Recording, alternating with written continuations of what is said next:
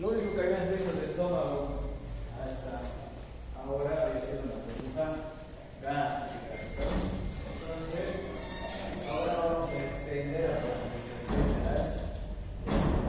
del estómago. Vamos a hacer una exposición totalmente detallada y alta para que ustedes tengan un estómago totalmente estudiado. Ahora, ¿qué es lo único que se veía en las placas postero-anteriores del tórax? El fundus, esto. Entonces, esto hacía representación a la burbuja gástrica. Entonces, eso es lo que se veía. Ahora, tenemos que estudiar curvatura menor, mayor, el cardias, el antro, el píloro y el duodeno. Cada una con sus porciones totalmente delimitadas. El primer estudio que se va a solicitar es un estudio contrastado. Entonces, se va a estudiar el estómago con vario, que nos va a permitir ver los fondos, el cuerpo, la menor, mayor, y la porción del antro y el píloro totalmente detallado. ¿Listo? Entonces, este va a ser el estudio inicial. Ahora, una vez que ustedes han encontrado un proceso inflamatorio, infeccioso o tumoral, se tiene que hacer una endoscopía. ¿Listo? Ahora, terminamos la endoscopía, pasamos a hacer una tomografía, una resonancia para estadificar a nuestros pacientes. Entonces, esos son los pasos que se tienen que tener para estudiar al estómago de manera precisa, totalmente dirigida. Primeros estudios de tomografía que ustedes van a ver lesiones de un estómago en condiciones normales. ¿Qué características tiene que tener un estómago para decir que es normal o patológico? Primero, se evalúa su pared. Entonces, esta pared que estamos alcanzando a ver tiene que ser fina y tiene que ser regular. ¿Qué se considera una pared fina? Una pared que no supera los 5 milímetros de espesor. Entonces, es un estómago normal. Ahora, ¿qué ventajas y qué desventajas tiene la endoscopía? Primero, ventajas. La endoscopía va a dar una precisión diagnóstica. Me va a decir, está inflamado, está con lesiones tumorales, está con un proceso infeccioso, entonces la precisión diagnóstica es alta. Si a eso le vamos a agregar que se puede tomar biopsia, entonces es más alta todavía la sensibilidad que se va a tener.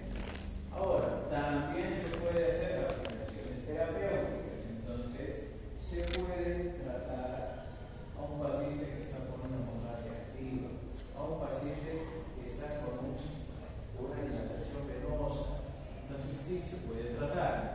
Desventajas, el costo es mayor que superior y el paciente tiene riesgos potenciales de complicación, como cuáles, como la perforación del estómago, la perforación del duodeno, que normalmente son las que van a estar en relación con complicaciones, y a esto también se le va a agregar los efectos que puede tener un paciente que está bajo sedación. Entonces, eso lo puede dar en contra. Tomografía, una vez más me recarga, un seguimiento y estadificación, detectar complicaciones como perforación gástrica o complicaciones por un proceso tumoral. Entonces, eso también nos va a permitir. Ahora, para que ustedes estudien un estómago se tiene que hacer un contraste. Entonces, se tiene que especificar la indicación. Se va a hacer con contraste positivo o contraste negativo. Ahora, los positivos van a ser el yodo o van a ser el bario. ¿Qué me permite el contraste positivo? Prácticamente hacer que el estómago se distienda y poder ver el contenido que está en su interior. ¿Listo? Entonces, estas imágenes que estamos viendo, tanto de un color blanco como de un color oscuro, es el contraste. En este caso, todo lo que va a brillar es positivo y todo lo que es oscuro se considera negativo. ¿Listo? Entonces, va a haber esa mezcla de contrastes para que el paciente distienda su estómago y se pueda visualizar estructuras anatómicas dentro de la cámara gástrica. Ahora, ¿cuánto de líquido y cuánto de contraste necesita el paciente para que esto se distienda? Aproximadamente 1 Entonces, el contraste normalmente no se da de manera pura, sino se mezcla con agua o se mezcla con algún tipo de sustancia líquida. Puede ser jugo, puede ser algún tipo de mate, té o lo que sea, ¿no? Pero eso se tiene que terminar mezclando. Ahora, ¿qué ventajas tiene la tomografía? El tiempo de la adquisición es totalmente corto, ¿listo? Hablamos de 5 a 3 minutos lo que demora y lo que tarda en hacerse una tomografía. Ahora, tiene mayor cobertura. ¿Qué me quiere señalar esta mayor cobertura? Que no solo voy a ver las lesiones a nivel del estómago, pasa, sino voy a ver las lesiones que están como parénquima hepático, como parénquima esplénico, renal y pancreático, ¿no? Entonces tengo un área de cobertura de lesiones más alta en comparación de la endoscopía, que solo me ve la parte abdominal del estómago. Ahora, adquisiciones volumétricas. ¿Qué es una adquisición volumétrica? Me permite ver las imágenes en diferentes planos. Entonces lo puedo ver en anterior, en posterior y en lateral. Eso se considera una adquisición volumétrica. Y a cortes más finos, mayor definición de la imagen, ¿no? Entonces esas son las ventajas. Ahora, la primera patología que van a tratar a ustedes es la gastritis. Es totalmente patológico. Ahora, la gastritis va a variar en su presentación clínica. Entonces, reflujo, vómito, hinchazón, quemazón, deposiciones sanguinolentas, todo va a variar. ¿Por qué varía tanto? Porque va a depender prácticamente de la etiología que va a tener esa gastritis y de la afectación que va a tener la mucosa. Han debido ver pacientes ustedes con gastritis, los cuales no van a tener afectaciones suaves. Van a ser sí. Doctor, un favorcito, ¿me presta el control de su data? Ahí está la mesa. Gracias. Enseguida se lo devuelvo. Ya, entonces, normalmente, ustedes cuando van a empezar a dar sus exámenes van a estar en un estadio de estrés, ¿listo? Entonces, el estrés produce gastritis, ¿listo? Entonces, es el primer factor predisponible para que tengan ustedes pesadez, ardor, irritación y reflujo, ¿listo? Ahora, normalmente, cuando son cuadros o episodios de estrés, una vez que se va la estimulación, baja la gastritis, es decir, se baja el factor predisponente, ¿listo? Ahora, lo que tienen que tener cuidado es cuando el proceso infeccioso inflamatorio está asociado a incubación, ¿listo? Entonces, en este caso, el proceso inflamatorio a nivel gástrico no se va a ir, ¿listo? Entonces, ustedes ya van a estar terminando sus exámenes, van a ir haciendo presiones y va a seguir el proceso inflamatorio. Perdón, la interrupción, doctor, buenas tardes, te devuelvo su control. Ya. Entonces, eso es lo que tienen que tener como referencia. Ahora, la complicación del cuadro infeccioso inflamatorio no termina con la inflamación de la mucosa gástrica. Van a generar úlceras, ¿listo? Entonces se va a ulcerar el tejido que va a estar a nivel de lo que es el estómago. Ahora, estos procesos inflamatorios infecciosos van a tener factores condicionantes a desarrollar procesos neuroformativos, ¿listo? Entonces se van a desarrollar células tumorales dentro de esa mucosa gástrica. Ahora, por radiología vamos a ver los engrosamientos, vamos a ver las lesiones ulcerativas, vamos a ver las áreas sangrantes totalmente activas, las cuales van a estar presentes a nivel de esta mucosa, ¿listo? Entonces, totalmente valorable por radiología convencional. Ahora, la gastritis puede ser focal o puede ser difusa, es decir, puede afectar a gran parte del estómago o se puede focalizar en estructuras totalmente distales o proximales. Entonces, así es que se van a alcanzar a ver. Entonces, si mi paciente ha estado con un proceso infeccioso, una gastritis, un Helicobacter pylori, va a desarrollar un proceso tumoral. ¿Listo? Ahora, ¿dónde radica la importancia de hacer el diagnóstico de Helicobacter pylori? Primero, porque la incidencia es alta. ¿Listo? Aquí en nuestro medio, de cada 10 personas, por lo menos 7 a 8 tienen Helicobacter pylori. ¿Listo? Entonces, cuadros de gastritis que tienen nuestros pacientes se tienen que categorizar.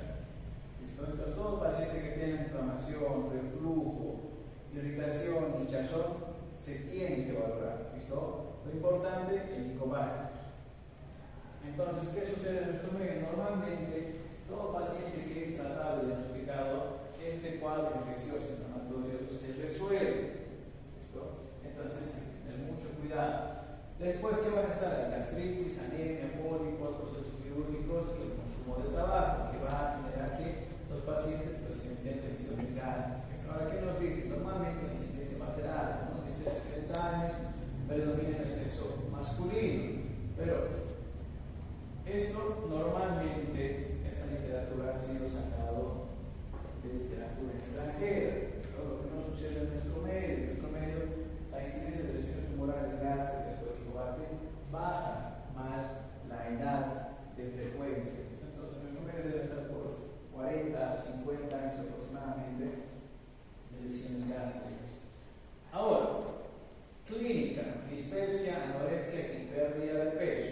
Dolor abdominal, que puede ser vago, puede ser insidioso, náuseas, vómitos, saciedad precoz y metástasis ganglionares. Ahora, la clínica también va a ser variada, porque es dolor vago y insidioso. Prácticamente o le duele de manera acentuada, prácticamente no le va a doler. A eso hace referencia esa palabra del dolor. Ahora, ¿por qué varía tanto? Porque el estómago es una estructura grande y extensa, ¿listo? Que va a tener dos presentaciones tumorales, la diferenciada o la difusa, ¿listo? Entonces, eso va a hacer que el paciente tenga manifestaciones clínicas totalmente diferentes. ¿Cómo lo van a diagnosticar? Por tomografía. Ya les decía, ¿no? Con contraste, que puede ser positivo, puede ser negativo, que tiene que tener el estómago distendido y eso se va a conseguir con un litro de agua aproximadamente. Ahora, a eso le van a agregar el contraste iodado administrado por viento venoso, ¿no? El cual va a tener la fase arterial, la fase venosa o la fase tardía, las cuales nos van a servir para valorar esa estructura a nivel del estómago. Ahora, así se ve patología tumoral en estómago, ¿listo? Entonces es totalmente marcado y acentuado. Ahora, este proceso neoformativo se considera indiferenciado o difuso. Entonces estaría en esta clasificación. ¿Por qué se llama difuso? Porque no genera un nódulo o una masa focal. ¿Listo? Entonces a su morfología corresponde su denominación en comparación a células tumorales focales. Es decir, se ve una masa, se ve una lesión, se ve un proceso infiltrativo activo en comparación con esto que solo causa engrosamiento. Entonces, dos presentaciones totalmente diferentes.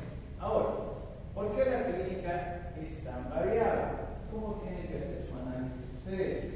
Normalmente, si una lesión tumoral se va a ubicar en las áreas de menor calibre, es decir, a nivel de unión gastroesofágica o a nivel de unión con duodeno o a nivel de antro, para que tenga más detallado, en estos lugares se va a generar áreas de estenosis, ¿no?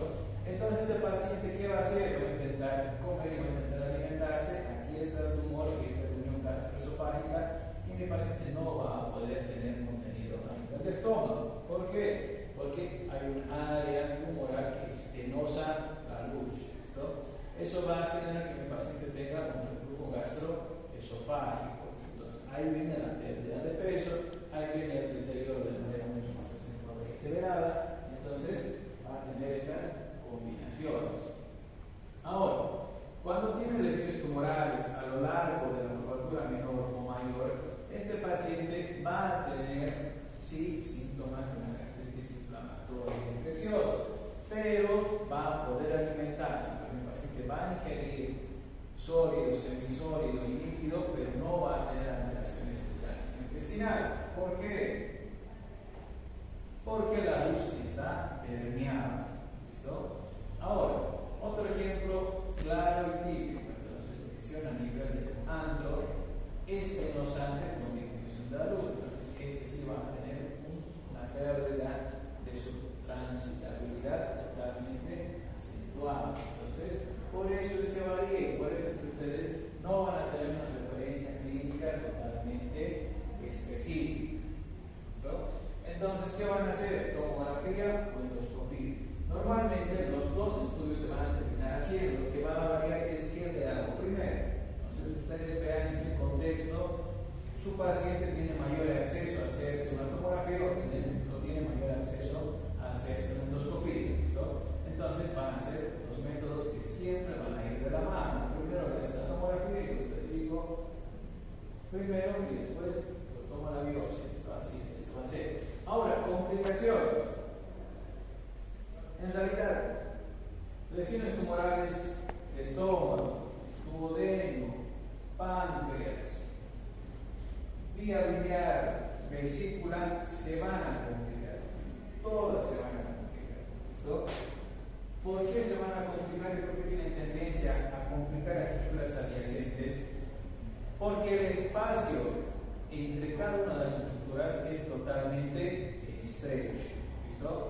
Normalmente el lóbulo izquierdo va a estar en contacto con la curvatura menor, la curvatura mayor va a estar en contacto con el vaso, la vesícula va a estar en contacto con el duodeno va a estar en contacto con la vía biliar, el páncreas va a estar en contacto con la cara posterior del estómago. Entonces, todas están prácticamente en contacto. Y las estructuras que no están en contacto tienen una capa fina entre ellas, que es un tejido adiposo fino y delgado, que normalmente no va a superar los 5 milímetros. Entonces, se lesiona una con otra. En este caso, una lesión tumoral a nivel de curvatura menor con un contacto directo con el lóbulo izquierdo del hígado. Entonces, prácticamente lo fistuliza y lo empieza a edematizar. Y al tener contenido que está saliendo del estómago y está localizándose en parénquima hepático, esto se infecta. ¿Listo? Entonces, así es que se va a ver y así es que se complica. Ahora, a todo esto, tengo una célula tumoral estudiada, tengo una célula tumoral que ya está biopsiada, lo tengo que estratificar. Se va a estratificar midiendo el área del tumor. Es decir, yo voy a medir este tumor de dónde a dónde está, cuánto mide y hasta dónde se infiltra. A eso le voy a agregar las adenopatías, que también me van a indicar factores de estratificación y de progresión de la enfermedad. Entonces, todo lo que se ve con imágenes amarillas, un número dentro, son los ganglios. Entonces, ganglios adyacentes y ganglios a distancia. Todos estos se tienen que estudiar. ¿Por qué? Porque al momento de hacer la extracción quirúrgica de una célula tumoral, también se tienen que sacar los ganglios. ¿Listo? Entonces, se tiene que tener prácticamente el mapeo totalmente detallado. Es decir, hay que ver 2 ganglios, 3 ganglios, 5, 6, 7 o 15 ganglios y se tienen que sacar todos los ganglios. ¿Listo? ¿Por qué? Porque estos ganglios contienen células tumorales. Y en caso de que ustedes hagan todo, y a veces pasa eso, hacen la extracción de gran parte del estómago, resulta que liberan toda la masa tumoral, hacen una anastomosis directamente con el intestino delgado y todo el tratamiento quirúrgico termina siendo exitoso, pero resulta que han quedado ganglios. ¿Listo?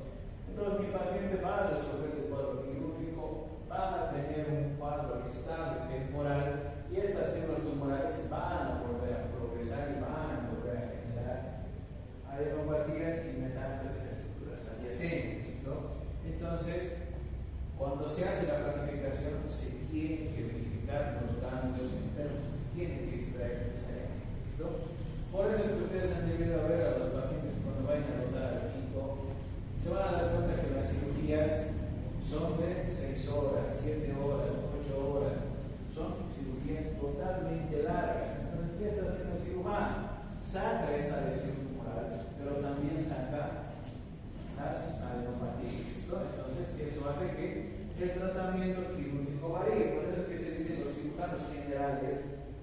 no tendrían que operar células tumorales. ¿Listo?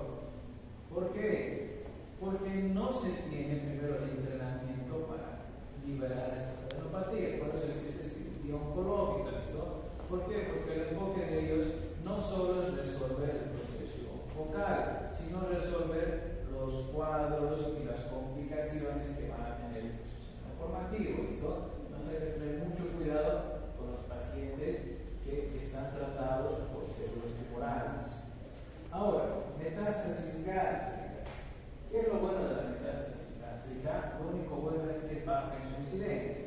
Es decir, no tienen una presentación frecuente. ¿Listo? Ahora, ¿cuál es la forma de afectación del esófago de manera directa a través del estómago? Es por continuidad. ¿Listo? Entonces el esófago va a tener un tumor el cual va a crecer y va a llegar al estómago. ¿Listo? Entonces así se va a enfermar por invasión directa. Y la otra forma es por el páncreas. Entonces el páncreas va a tener una célula tumoral y sus características iniciales son milimétricas y después va a crecer un módulo, una masa y va a infiltrar al estómago. ¿Listo? Entonces esas son sus vías de infiltración que va a tener. Y la otra es la vía hematógena. Entonces va a ir por la sangre. ¿De qué? De un melanoma y de un cáncer de mama. ¿Listo? Entonces así es que se alcanza a ver, así es que lo van a valorar y eso es lo que tienen que referenciar al momento de estudiar estas lesiones. Ahora, morfológicamente se ven iguales, ¿listo? Como lesiones nodulares, focales a nivel de lo que es el estómago. ¿Ya? Obstrucción intestinal. Entonces vamos a pasar al intestino delgado. Entonces el intestino delgado normalmente se va a obstruir en el 80% de los casos por una causa mecánica. ¿Listo? Y el 20% generalmente va a resultar de una condición metabólica. Entonces eso lo tienen que valorar, lo tienen que considerar. Ahora, ¿qué nos dice? Que el primer método imaginológico para hacer el diagnóstico va a ser las placas simples de abdomen. ¿Listo? Entonces, pero lo primero que van a ver un abdomen distendido, el paciente les va a decir que tengo el abdomen totalmente hinchado, le van a hacer el examen físico y eso es lo que van a ver, ¿no? Un abdomen totalmente distendido. Ahora, la precisión diagnóstica tiene una brecha muy amplia, de 64 a 82 y de 79 a 83. Ahora, ¿por qué la brecha es tan separada una de otra? Porque resulta que no se utiliza la radiografía simple como diagnóstico totalmente específico. Y ahora vamos a ver por qué. Primera presentación. Ustedes cuando empiecen a estudiar la asa intestinal, lo primero que tiene que estar en su cabeza son los diámetros. ¿Listo? Entonces, diámetro transversal, que no tiene que superar los 3 centímetros. Entonces, el diámetro transversal en realidad es el diámetro de pared a pared. Eso se llama transversal, en otros libros lo van a encontrar como calibre, el cual no tiene que ser mayor a los 3 centímetros. Si ustedes ven que el intestino delgado tiene más de 3 centímetros, está dilatado. ¿Listo? Ahora, si tienen un proceso de dilatación, en la mayoría de los casos va a ser porque está obstruido. ¿Ya? Entonces, la obstrucción va a hacer que no pase ningún tipo de contenido hacia el colon. Entonces, ¿qué va a hacer el colon? El colon se va a colapsar. ¿Listo? Y en algunos casos el colon va a estar normal, pero la mayoría tiene una presentación con colapso. ¿Por qué se colapsa? Porque no tiene contenido líquido, no tiene contenido alimenticio, entonces deja de funcionar. Por eso es que también se llama un colon que está disfuncionalizado, es decir, un colon sin función. ¿Listo?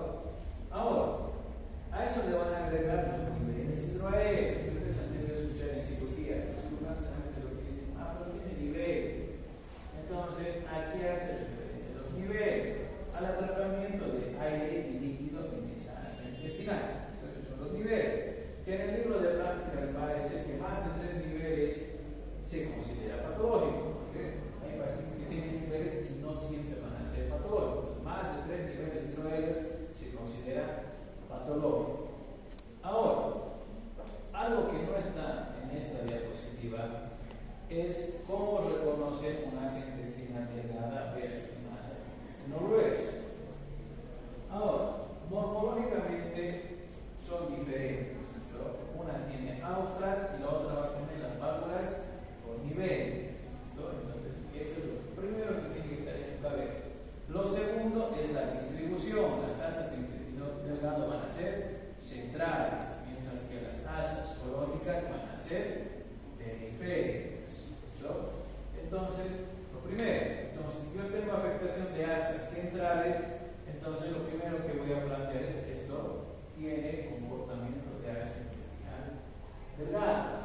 Ahora, ¿cómo se ven las válvulas por niveles? Son estructuras lineales radiopacas que van a cruzar el asa intestinal desde la pared anterior hacia la pared posterior. En la mayoría de los casos hacen eso. Entonces, tengo una imagen que cruza, tengo una imagen que cruza. Entonces, esto es intestino delgado. Distribución central, delgada. Ahora, diámetro mayor a 3 centímetros. Entonces, tengo un proceso obstructivo de asa intestino delgado. ¿Listo? Ahora, ¿cómo me doy cuenta que el colon está sano y no está patológico? Porque está colapsado. ¿Cómo me doy cuenta que está colapsado? Porque prácticamente no lo puedo ver. Entonces, si no lo veo, es porque está colapsado y está disminuido de calibre. Entonces, la patología es puramente de intestino delgado. ¿Listo? Entonces, así lo van a hacer tanto en teoría como en práctica, porque es el mismo concepto que se utiliza para las dos evaluaciones. Ahora, otro ejemplo. Mido la asa intestinal, veo que tiene dilatación y veo que es una dilatación totalmente sectorial. A esto le voy a agregar los niveles. Más de 3 niveles secundarios es patológico. En este caso tiene 7. ¿Listo? Así es que se diagnostica. Ahora, todos estos pacientes son patológicos, están obstruidos. Ahora, la radiología es totalmente limitada porque me dice que está obstruido, pero no me da la etiología. Es decir, yo no tengo diagnóstico final. Solo digo que el paciente está obstruido, pero la etiología la va a dar la tomografía. ¿Listo?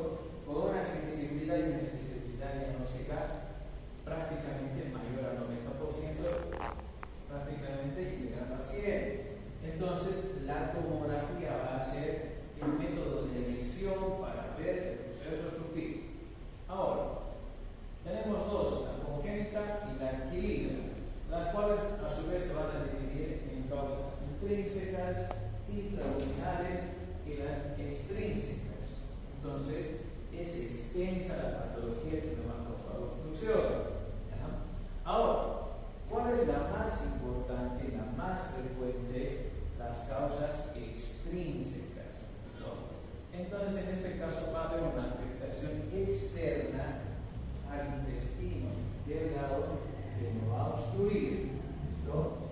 Ahora, en segundo lugar van a estar las causas intraluminales, es decir, la causa va a estar dentro de la luz. Entonces, lo que está afectado es el contenido que está dentro de la luz. Y las intrínsecas son las que están en la pared. ¿Listo? Entonces, en este caso, el que está enfermo es la pared de la asa intestinal. La más frecuente, extrínsecas, que es la que vamos a avanzar primero, y luego vamos a ver las intraluminales y vamos a ver las intrínsecas. Esto es en ese orden. Ahora, dentro de las extrínsecas, las adherencias o las tan conocidas bridas, y después las hernias internas y externas. Así que vamos a ver primero las bridas o adherencias. Ahora, ¿qué son las adherencias? Prácticamente tienen la morfología de una telaraña. Entonces se ven como bandas fibrosas dentro de la cavidad abdominal. Ahora, estas bridas van a tener un factor predisponente que van a ser pacientes postquirúrgicos. Pacientes postquirúrgicos que han tenido y han desarrollado algún tipo de complicación. Entonces, todos los que han hecho peritonitis, todos los que han tenido procesos inflamatorios crónicos, todos aquellos que han desarrollado algún tipo de inflamación a nivel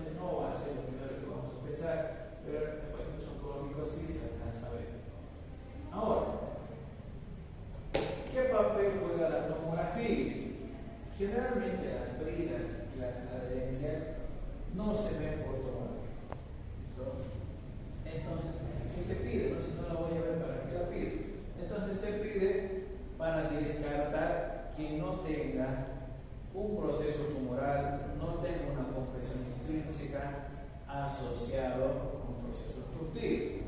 Ahora, también se pide para ver que no tenga isquemia intestinal. Esto que sería otro diagnóstico diferencial que me cause un edema y una estenosis. Entonces, para eso se pide, porque normalmente estas bandas fibrosas delgadas no tienen representación tomográfica. ¿Listo? Ahora, entonces, nosotros vamos a ver una asa intestinal distendida con una disminución de calibre de manera abrupta sin una imagen asociada. Entonces, ¿cómo se informa a estos pacientes? Se colocan, se observa la dilatación que hace el intestino delgado, dilatadas a nivel de Y1 con un diámetro máximo que mide tanto, ¿no? Esto debe estar por unos 4 centímetros aproximadamente. Entonces se hace seguimiento, haciendo toda la asa intestinal hasta encontrar la disminución de calibre. Colocamos con disminución de calibre de manera abrupta, sin lesiones focales asociadas, es decir, no se ve nódulo, no se ve masa, no se ve un proceso varietal, no se ve isquemia, el cual estaría en relación con brida o adherencia, ¿no? En relación con tratamiento quirúrgico previo. ¿Listo? Así es nuestra institución. Y si estamos frente al paciente, tenemos la oportunidad de hablar con el paciente, nos va a decir, no, me han operado de la vesícula, he hecho peritonitis, así que entonces lo que usted tiene es una brida. Va a entrar el cirujano y va a liberar esta brida. Ahora, ¿qué características más tienen las bridas? Que normalmente estas bridas pueden ir desde la pared abdominal hacia la asa intestinal. ¿Listo? También pueden ir de estructuras peritoneales entre ellas. Entonces, son bandas que normalmente van a ir entre diferentes estructuras anatómicas. Hay bridas que van entre el intestino, hay bridas que van desde aumento hacia asa intestinal y algunas van a ser en estructuras abdominales. Esto por eso es que las bridas tienen diferente ubicación y entre ellas se van a comunicar por diferentes tipos de conexión. ¿Listo? Entonces, así es que se alcanza a ver. Ahora, pueden ser cortas, como en este caso, o pueden ser más extensas. ¿Listo? Normalmente eso es lo que hacen los cirujanos, ¿no? Se tiene que resolver, hacen manipulación de las bridas, es decir, rompen los tejidos fibrosos y el ácido intestinal recupera su función. ¿Listo? Entonces, así es que se resuelve. Ahora, también hay bridas las cuales son pequeñas. Entonces, hay cuadros suboclusivos. Normalmente los cirujanos prefieren no operar. ¿Listo? Entonces, ustedes van a ver brida, lo van a internar 2 o 3 días, le van a dar reposo intestinal, reposo gástrico y le van a dar al paciente sin haber hecho ningún quirúrgico. ¿Listo? Ahora, en el mejor de los casos, el paciente no va a tener otro cuadro oclusivo, pero generalmente esto va a quedar estenosado y el paciente va a estar condicionado a tener una dieta líquida, una dieta semisólida y lo más importante, no tener alimentación,